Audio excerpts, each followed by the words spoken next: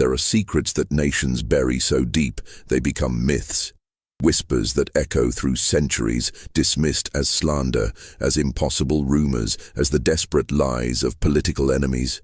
But what happens when the impossible becomes undeniable? When DNA doesn't lie? When historical records align perfectly like pieces of a puzzle no one wanted to solve? When the descendants of both the powerful and the powerless tell the same story across 200 years? In the rolling hills of Virginia, there stands a mansion called Monticello. Beautiful, iconic, a monument to American genius and enlightenment. But beneath its elegant columns and within its carefully preserved rooms, behind the gardens that Thomas Jefferson himself designed, there lived a secret so disturbing, so contradictory to everything its owner claimed to believe, that it would take nearly 200 years for America to face the truth. A secret involving 38 years of silence, 6 children born into slavery, who looked remarkably like the President of the United States, and a woman who had no power to say no. This is not a story about monsters or demons. This is something far more unsettling, far more real, far more human in its cruelty. This is a story about a man who wrote that all men are created equal, while owning over 600 human beings throughout his lifetime.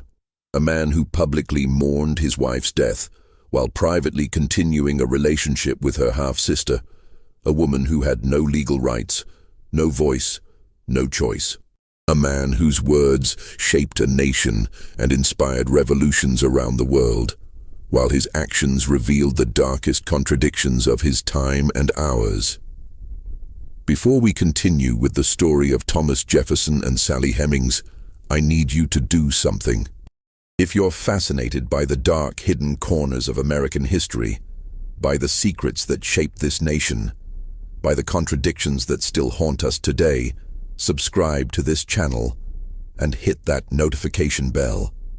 And I'm curious, where are you listening from? Drop your state or city in the comments. Let's see how far these stories reach, how many of us are ready to face the uncomfortable truths of our past. Now, let me take you back to a time when America was young, when the ideals of liberty and the reality of slavery existed side by side, when one man could write about freedom while denying it to the people closest to him. The year was 1772, and Thomas Jefferson was 29 years old when he married Martha Wales Skelton on New Year's Day. She was 23, a wealthy widow who had been married before for just 3 years before her first husband died. She was considered one of the most eligible women in Virginia, not just for her inheritance, but for her beauty, her education, her refinement. She played the harpsichord with skill that impressed even the most cultured members of Virginia society. She spoke French. She had read extensively. She was, by all accounts, exactly the kind of woman a man like Thomas Jefferson would choose, and by all contemporary accounts, it was a love match. This was rare for the time, when marriages among the Virginia gentry were often carefully calculated arrangements of property and alliance, where love was considered a pleasant bonus, but hardly necessary. Jefferson's friends noted how he doted on her, how they would play music together for hours, he on his violin and she on her harpsichord. They read to each other. They discussed philosophy and literature. They seemed genuinely happy. But Martha brought more than love and refinement to Monticello. When her father, John Wales, died in 1773, just over a year after her marriage to Jefferson, she inherited a substantial fortune. 11,000 acres of land, 135 enslaved people, and debts. Enormous debts that would plague Jefferson for the rest of his life, debts he would never fully escape. Among those 135 enslaved people was a family called the Hemings. They were what was known in Virginia as bright mulattoes, people of mixed African and European ancestry whose skin was light enough that they could sometimes pass for white. The matriarch of the family was Elizabeth Hemings, a woman who had been born into slavery around 1735. Her mother, according to family oral history, was a full-blooded African woman who had been captured and brought to Virginia in chains. Her father was an English sea captain named Hemings. Elizabeth Hemings had 12 children. 6 of them, including a girl named Sally, were fathered by John Wales himself, Martha Jefferson's father, which meant that Sally Hemings, who came to Monticello as part of Martha's inheritance, was Martha's half-sister. They shared a father. They had grown up in the same household, though in vastly different circumstances. Martha in the main house, learning to play the harpsichord and speak French. Sally in the slave quarters, learning to serve and obey. Sally was 11 years old when she arrived at Monticello in 1773. Virginia in the 1770s was a place of stark and brutal contradictions. In the drawing rooms of plantation houses like Monticello, wealthy men in powdered wigs debated natural rights and the tyranny of kings. They read John Locke and discussed the social contract. They talked about liberty and the inherent dignity of man. And then they walked out of those drawing rooms and gave orders to human beings they owned, people who could be bought and sold and bred like livestock, people who had no legal rights whatsoever. The law was clear and absolute. Partus sequitur ventrum. The child follows the condition of the mother. It didn't matter if your father was a plantation owner, a gentleman, a member of the House of Burgesses, even a future president. If your mother was enslaved, so were you.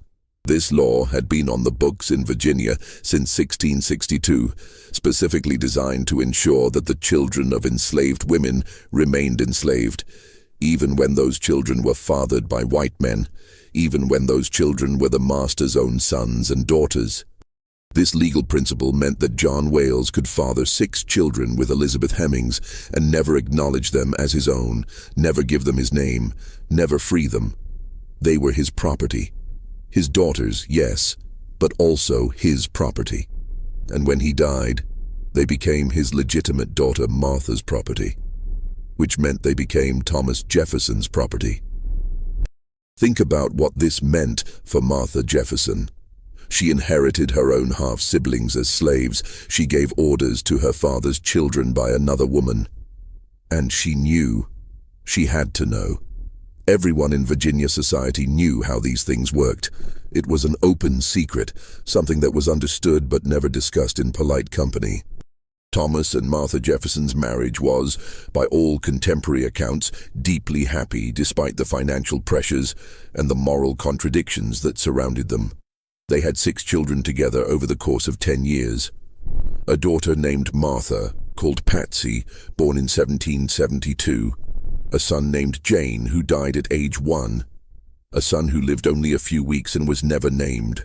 A daughter named Mary, called Polly, born in 1778. Another daughter named Lucy Elizabeth, who died at age 4 months.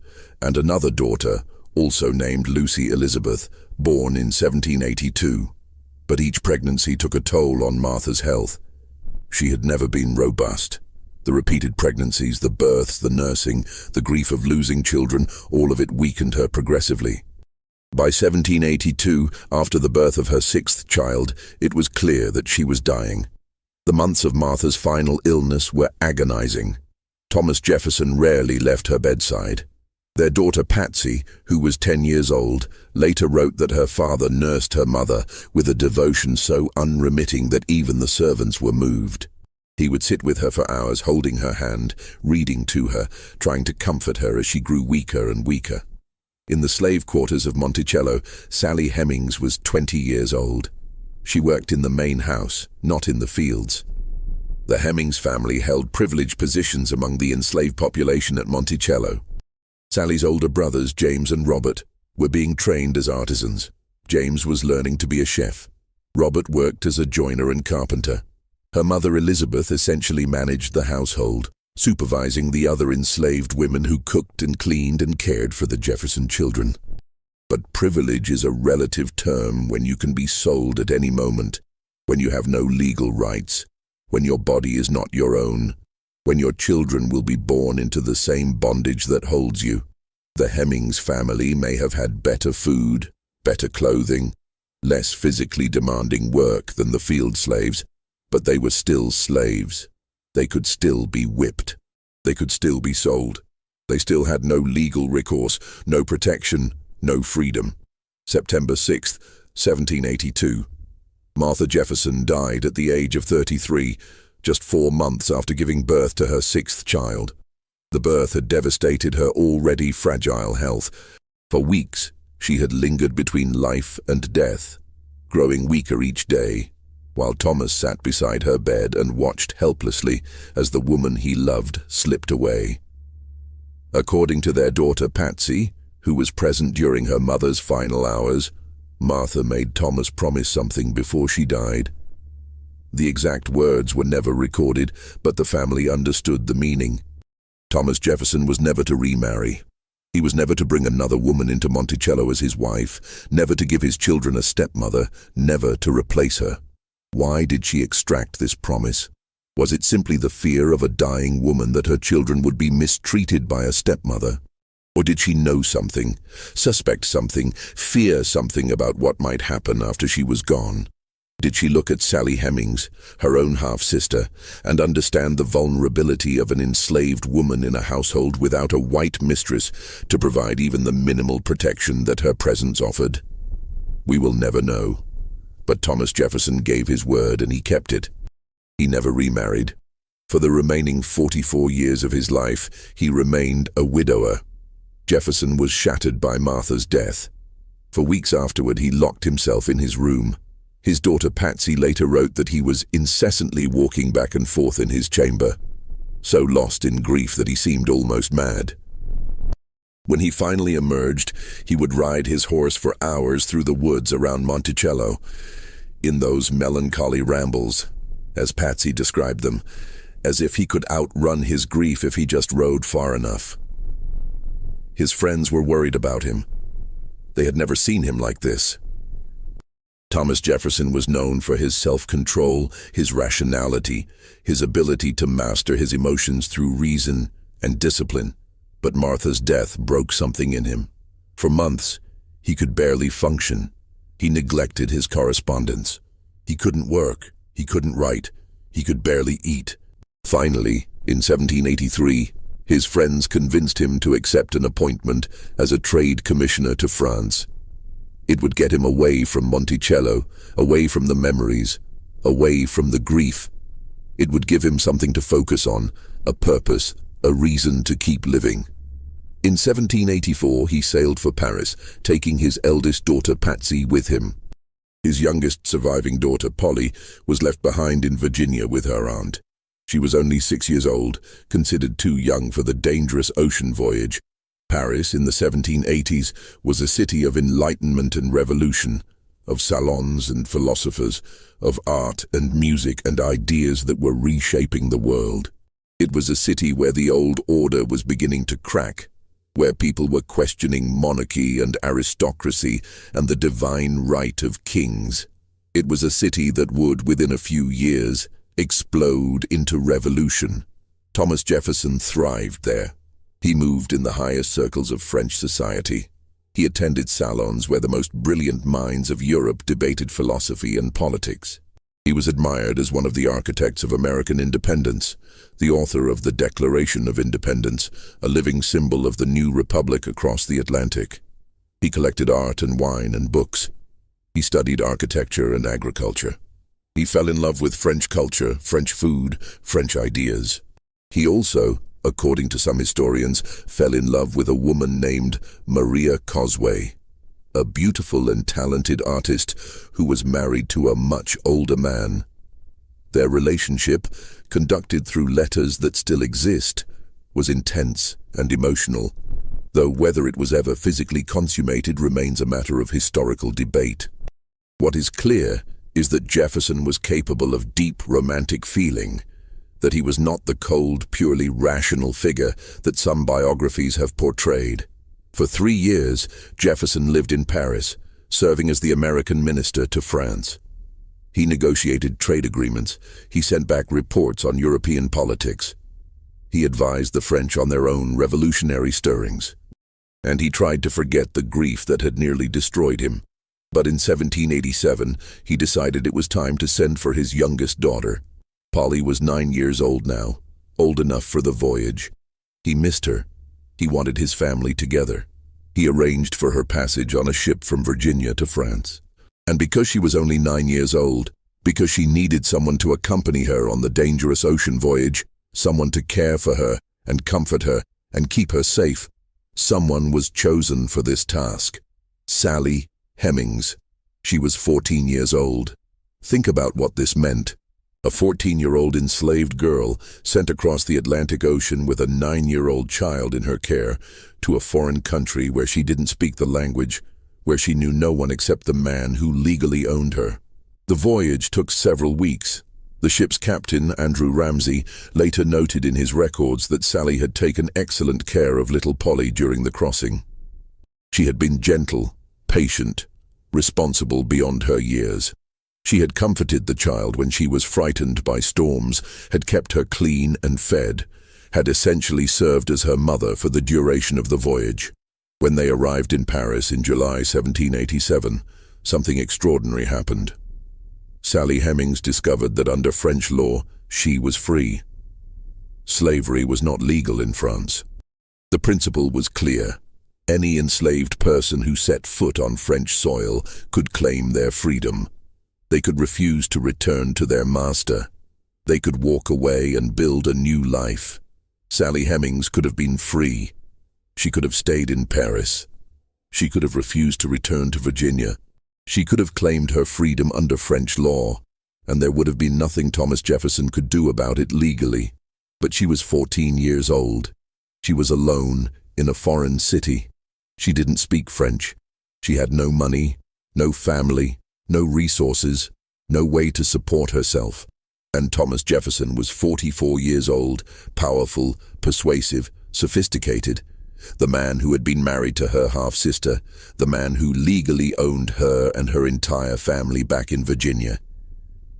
What happened next is where the historical record becomes murky, where we must read between the lines of letters and account books and later testimonies, where we must imagine what cannot be documented because enslaved people's lives were not considered worth documenting in detail. What we know for certain is this: Sally Hemings remained in Paris for more than 2 years. She lived in the same house as Thomas Jefferson and his daughters. She learned to speak French. She was paid wages, something that would never have happened in Virginia, where enslaved people received no compensation for their labor. The account books show regular payments to Sally for her services. She also, according to her son Madison Hemings's later testimony, became pregnant during this time in Paris. She was 16 years old. Thomas Jefferson was 46. According to Madison Hemings, who gave an interview to an Ohio newspaper in 1873, his mother told him that she had been treated well in Paris, that Jefferson had made her certain promises. He promised that if she returned to Virginia with him, he would free all of their children when they reached the age of 21. He promised that they would be given special treatment, that they would be taught trades, that they would be prepared for freedom. But why would Sally Hemings agree to return to slavery? Why would she give up her freedom in France to go back to Virginia, where she would once again be property, where her children would be born into bondage? Perhaps she loved him. Perhaps she believed his promises. Perhaps she felt she had no real choice, that a 14-year-old girl alone in Paris had no real prospects, that at least with Jefferson she would have security, protection, a place in the world. Perhaps she thought of her family back in Virginia, her mother and brothers and sisters who were still enslaved at Monticello, and knew that if she stayed in France, she would never see them again. Or perhaps she simply had no power to refuse. Perhaps Jefferson made it clear that if she didn't return, her family would suffer. Perhaps the promises were accompanied by threats. Perhaps a 16-year-old enslaved girl, pregnant with the child of one of the most powerful men in America, understood that she had no real choice at all. We will never know what Sally Hemings truly thought or felt, because she left no written record. Enslaved people were forbidden by law from learning to read and write in Virginia. Even if Sally had been literate, even if she had kept a diary or written letters, they would not have survived. The voices of enslaved people have been largely erased from the historical record, their stories told only through the accounts of others, their inner lives forever lost to us. What we know is that in October 1789, Thomas Jefferson returned to Virginia. Sally Hemings returned with him, and she was pregnant. The child, a son, was born in 1790. He lived only a short time. But he was the first of 6 children that Sally Hemings would bear over the next 18 years. 6 children, all conceived during periods when Thomas Jefferson was documented to be at Monticello. 6 children who bore a striking resemblance to the President of the United States. The whispers began almost immediately. Monticello was not an isolated fortress. There were visitors constantly, neighbors, other plantation owners, politicians, scientists, artists, anyone who wanted to meet the famous Thomas Jefferson. There were overseers and hired workers who came and went. There were other enslaved people who saw and remembered and talked among themselves. There were Jefferson's own legitimate grandchildren who grew up playing with children who looked remarkably like their grandfather. The resemblance was noted by many people. One visitor to Monticello wrote that Sally Hemings' children were white enough to pass for white, and that they bore a striking resemblance to the president himself. Another visitor noted that one of Sally's sons looked so much like Jefferson that, at some distance or in the dusk of evening, he could be mistaken for the president. But in the world of Virginia plantation society, there was an unspoken rule. You didn't talk about these things openly. Everyone knew that white men fathered children with enslaved women. It was common, perhaps even expected. But it was not discussed in polite company. It was not acknowledged. The children of these unions remained enslaved, remained invisible, remained unacknowledged by their white fathers. Thomas Jefferson's situation was different only in degree, not in kind. He was more famous, more powerful, more publicly committed to ideals of liberty and equality. The contradiction between his words and his actions was more glaring, more impossible to ignore. But the basic pattern was the same as on thousands of other plantations across the South. In 1802, the whispers became public. A journalist named James Callender published an explosive allegation in the Richmond Recorder. Callender had once been an ally of Jefferson's, a political writer who had attacked Jefferson's enemies. But the two men had fallen out, and Callender was now determined to destroy Jefferson's reputation. The article was vicious, racist, designed to humiliate and shock. Callender claimed that President Jefferson kept a concubine at Monticello, a slut as common as the pavement, a woman named Sally, and that she had borne him several children. He wrote that one of these children, a boy named Tom, was said to be the image of the president himself. The article caused a sensation.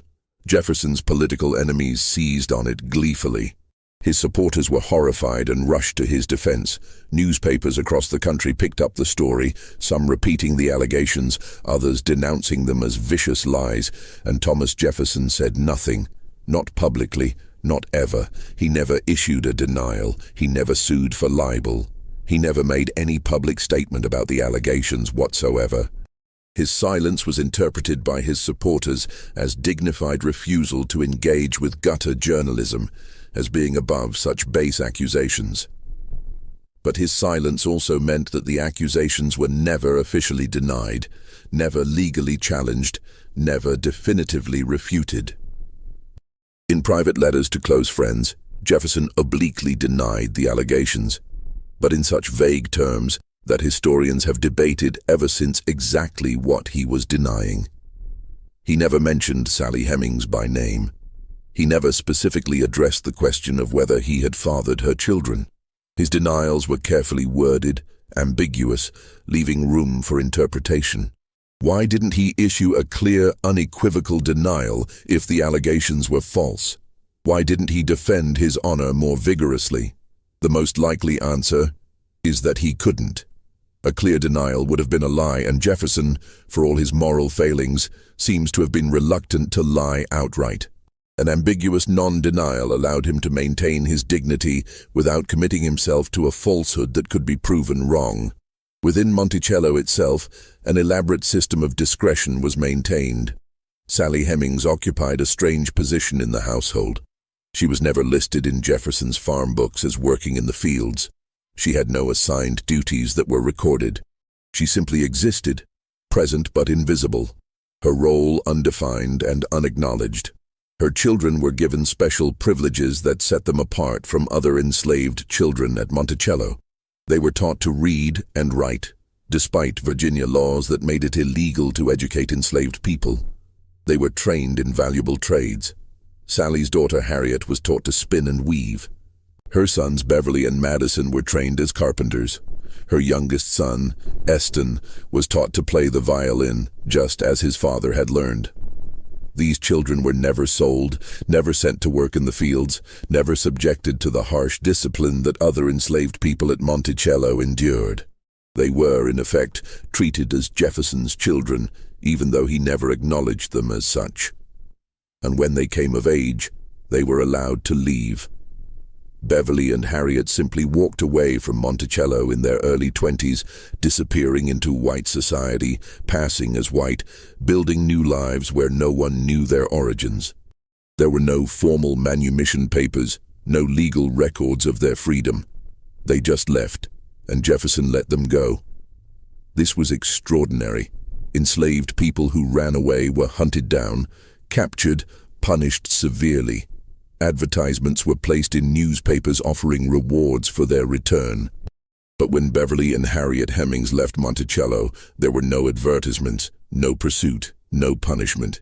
They simply vanished into freedom, with Jefferson's tacit permission. Jefferson's white family knew. They had to know. His daughter Patsy, now Martha Jefferson Randolph, lived at Monticello for much of her adult life with her husband and children. She managed the household. She supervised the enslaved people. She saw Sally Hemings every day. She saw the children who looked like her father, like her dead mother, like herself. What did she think? What did she feel? How did she reconcile the father she loved, the man who had been so devoted to her mother, with the reality of what was happening under her own roof? We have some clues. In letters to friends, Martha Jefferson Randolph occasionally made oblique references to the painful situation at Monticello, to things she wished were different, but could not change. She never mentioned Sally Hemings by name, never explicitly acknowledged the relationship, but the pain and discomfort are evident between the lines. The family developed a code of silence that would last for generations. They didn't talk about Sally Hemings. They didn't acknowledge her children. They maintained the fiction that nothing unusual was happening, even as the evidence was literally walking around Monticello in front of them. One of Jefferson's grandsons, Thomas Jefferson Randolph, later provided an explanation that the family would cling to for nearly 200 years. He admitted that there was a general impression among the family that Sally Hemings's children were related to the Jefferson family, but he claimed it was actually Jefferson's nephew, Peter Carr, who was the father, or possibly Peter's brother, Samuel Carr. The story was vague, convenient, plausible enough to create doubt. This explanation had several advantages. It acknowledged the obvious physical resemblance between Sally's children and the Jefferson family, which was too striking to deny. But it deflected responsibility away from Thomas Jefferson himself, placing it on a younger relative who was less famous, less important, less of a threat to Jefferson's historical legacy. But there were problems with this explanation, problems that would become more apparent as historians examined the evidence more carefully. Peter and Samuel Carr were often away from Monticello during the periods when Sally Hemings conceived her children. Thomas Jefferson, on the other hand, was always there. His meticulous records of his comings and goings, preserved in his memorandum books, showed that he was at Monticello 9 months before the birth of each of Sally Hemings's children. The timing was too perfect, too consistent, too damning. Moreover, Peter Carr himself, late in life, privately denied being the father of Sally Hemings's children. According to family accounts, he was angry that the story was being used to protect his uncle's reputation at the expense of his own. But the Carr explanation served its purpose. It created just enough doubt, just enough plausible deniability to allow Jefferson's defenders to maintain that the allegations were unproven, that there was no definitive evidence, that it was all speculation and rumor. As the years passed, the situation at Monticello became increasingly surreal. Thomas Jefferson, the author of the Declaration of Independence, the champion of liberty and natural rights, the man who had written that all men are created equal, was living with his enslaved mistress and their children while publicly maintaining the fiction that they didn't exist.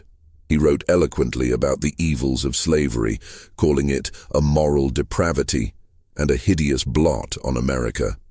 In his notes on the state of Virginia, published in 1785, he had written, "Indeed, I tremble for my country when I reflect that God is just, that his justice cannot sleep forever." He worried publicly about the judgment of God on a nation that enslaved other human beings. He proposed gradual emancipation plans, schemes for slowly ending slavery over generations. And yet he owned over 600 people during his lifetime. He bought and sold human beings. He separated families when financial necessity demanded it. He had people whipped when they disobeyed or tried to escape. And he freed only a handful of enslaved people in his will, all of them members of the Hemings family, all of them likely his own children, or the siblings of his children. The contradiction was not lost on his contemporaries. Even his admirers were troubled by it. One visitor to Monticello noted the painful contrast between Jefferson's words and his actions, between the ideals he espoused and the reality of how he lived.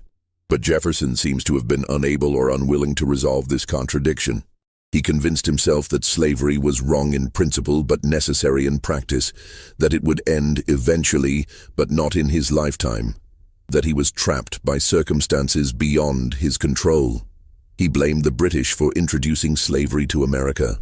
He blamed the economics of plantation agriculture. He blamed Southern society. He blamed everyone and everything except himself. And all the while, Sally Hemings lived in her room in the South Dependency, bearing his children, raising them in the shadow of the great house, knowing that they would never be acknowledged, never be free until they reached adulthood, never have the rights and privileges that their white half-siblings took for granted. Thomas Jefferson died on July 4, 1826, exactly 50 years after the Declaration of Independence was adopted. It was a coincidence so perfect, so symbolically powerful, that it seemed almost providential. John Adams, Jefferson's old friend and rival, the other great surviving founder, died the same day. Adams's last words were reported to be, "Thomas Jefferson survives," not knowing that Jefferson had died a few hours earlier. Jefferson died at Monticello in his bed, surrounded by his white family, his legitimate descendants. He was 83 years old. He had been in declining health for years, suffering from a variety of ailments, struggling with the massive debts that had plagued him his entire adult life. His will was read shortly after his death. It freed 5 enslaved people. All of them were members of the Hemings family. 2 of them, Madison and Eston, were Sally Hemings' sons, Jefferson's sons. The other 3 were Sally's nephews, the sons of her brother John Hemings. But Jefferson did not free Sally herself. Why not? The legal situation was complicated. Virginia law required that freed slaves leave the state within a year unless they received special permission from the legislature to remain. To get that permission, Jefferson would have had to petition the legislature publicly, explaining why this particular enslaved woman deserved to stay in Virginia. He would have had to acknowledge her, to explain their relationship, to make public what he had kept private for nearly 40 years. He couldn't do it, or wouldn't. Even in death, even in his final act of freeing some of his enslaved people, he could not publicly acknowledge Sally Hemings. But he seems to have made arrangements with his daughter Martha. 2 years after Jefferson's death, Sally Hemings was quietly given her freedom. There was no formal manumission document, no legal record. Martha simply stopped claiming her as property. Sally was allowed to live as a free woman in Charlottesville, Virginia, near her sons Madison and Eston, who had been formally freed by Jefferson's will. She lived the last 9 years of her life in freedom, such as it was. She was in her 50s, no longer young, having spent nearly her entire life in slavery. She lived in a small house in Charlottesville, supported by her sons, who had both established themselves as skilled craftsmen. She never spoke publicly about her relationship with Thomas Jefferson. She never wrote a memoir, never gave an interview, never told her side of the story to any newspaper or historian. Her silence was absolute. Was it by choice? Was it because she had promised Jefferson she would never speak? Was it because she knew that no one would believe her, that she would be dismissed as a liar trying to profit from her association with a great man? Was it because the memories were too painful, too private, too complicated to share? We will never know. Sally Hemings died in 1835, 9 years after Jefferson, and was buried in an unmarked grave in Charlottesville. For more than a century and a half, her story would remain in the shadows, whispered about but never confirmed, acknowledged by some and vehemently denied by others. But her children remembered. They knew who their father was. They knew the truth. And some of them, particularly Madison Hemings, felt compelled to tell that truth, even though they knew it would be controversial, even though they knew many people would refuse to believe them. In 1873, 47 years after Jefferson's death, Madison Hemings gave an interview to an Ohio newspaper called the Pike County Republican. He was 68 years old, living in Ohio, where he had moved after gaining his freedom. He stated clearly and unequivocally that Thomas Jefferson was his father. He told the story of his mother's time in Paris, of how she had been free under French law but had agreed to return to Virginia with Jefferson. He said that Jefferson had promised his mother that all of their children would be freed when they reached the age of 21, and that Jefferson had kept that promise. He described his childhood at Monticello, the special treatment he and his siblings had received, the education they had been given, the trades they had been taught. He described how his older siblings, Beverly and Harriet, had been allowed to leave Monticello and pass into white society. He described his own freedom, granted by Jefferson's will, and his life since then. The interview was detailed, specific, consistent with known facts about life at Monticello. It had the ring of truth, but it was largely ignored or dismissed by historians and the public. Madison Hemings was, after all, a former slave, a black man making extraordinary claims about one of the most revered figures in American history. Who would believe him over the word of Jefferson's white descendants, who continued to deny the relationship? The Hemings family oral history was passed down through generations. Sally's descendants told their children and grandchildren that they were descended from Thomas Jefferson. They kept the story alive, even when the rest of America refused to believe it, even when historians dismissed it as myth or slander. For more than a century and a half, the story of Thomas Jefferson and Sally Hemings remained in a strange historical limbo. It was widely known, but officially denied. It was discussed in whispers, but dismissed in textbooks. Historians debated it endlessly, with passionate advocates on both sides.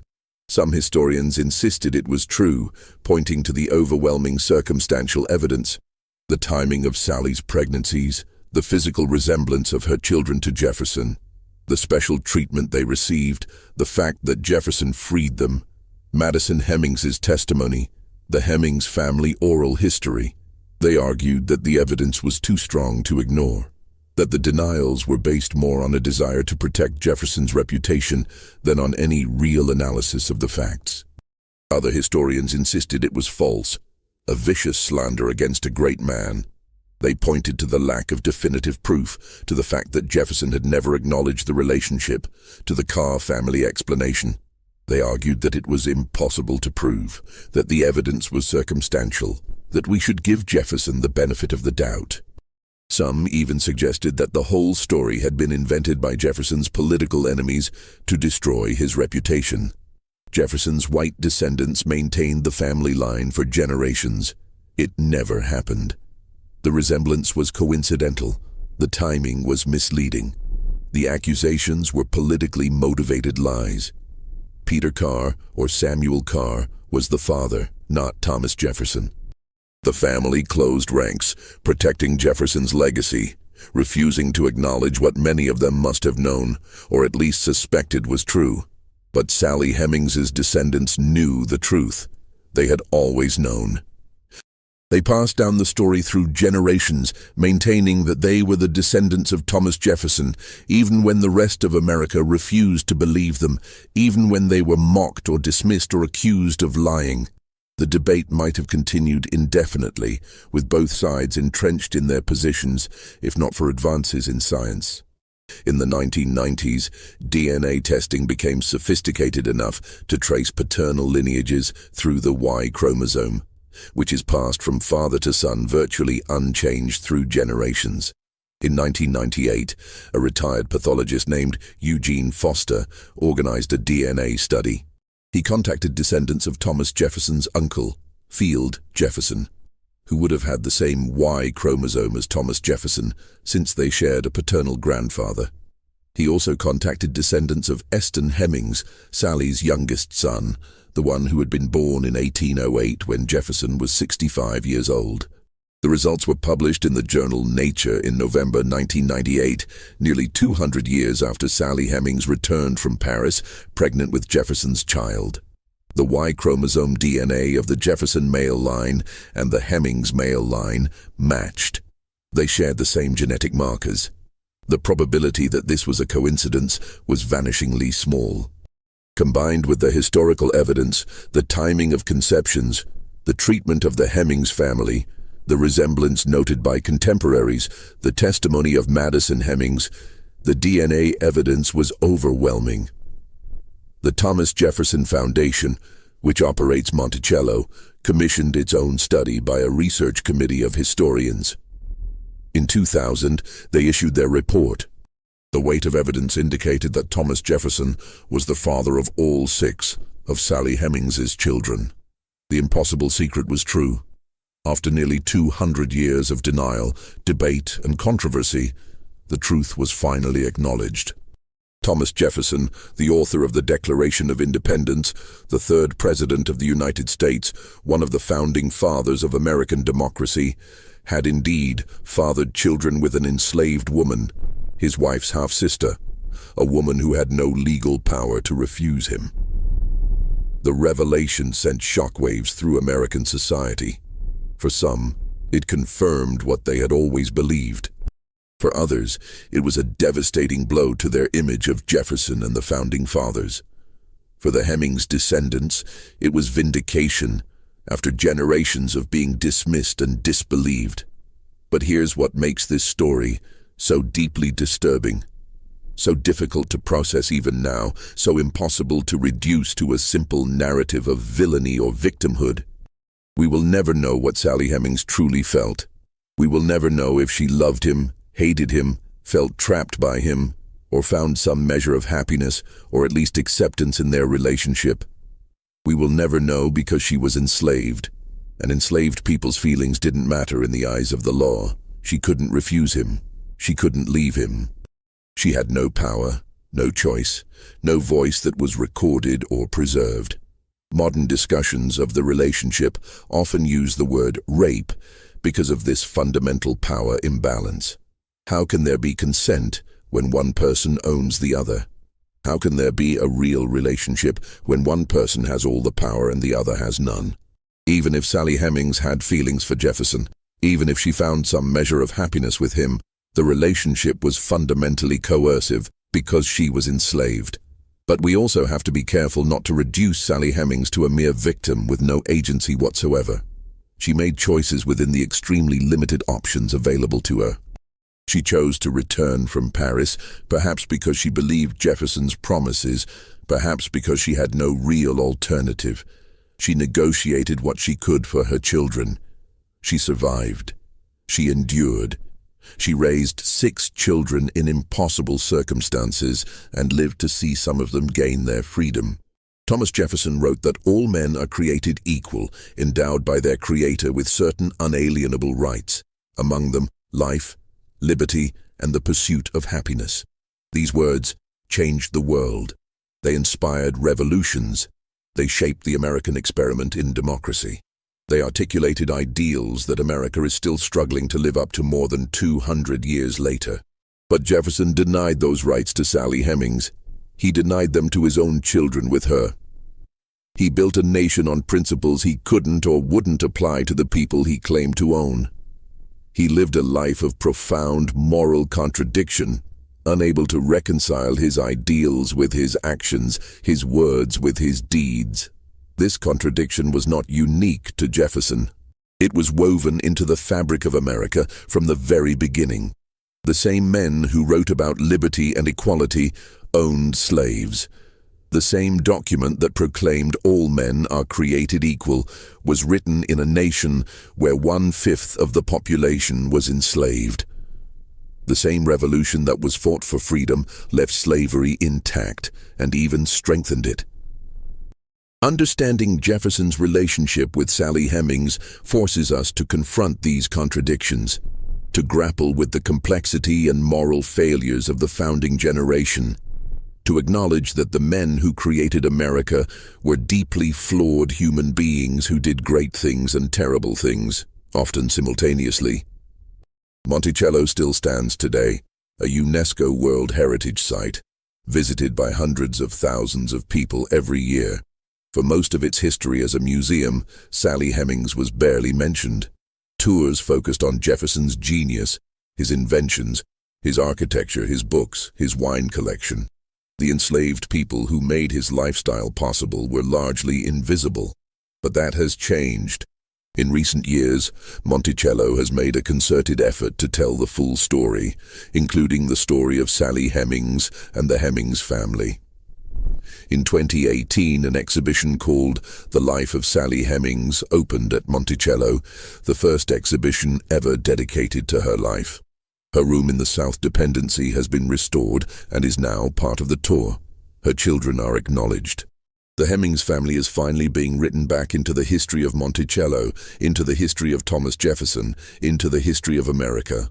Descendants of Sally Hemings and Thomas Jefferson have held reunions at Monticello, black and white descendants meeting, acknowledging their shared ancestry, trying to build connections across the racial divide that has separated them for 200 years. It's a powerful symbol of reconciliation, of facing difficult truths, of trying to heal old wounds.